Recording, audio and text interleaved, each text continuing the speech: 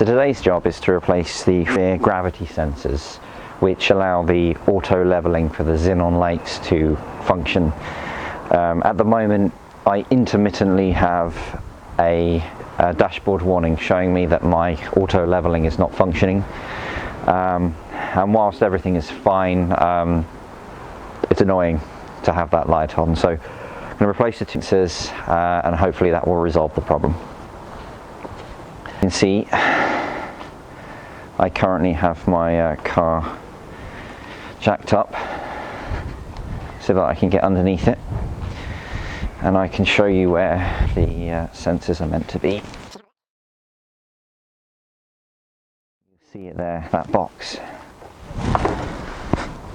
Okay, so here's the replacement part that we're going to be putting on here. They are 10mm bolts.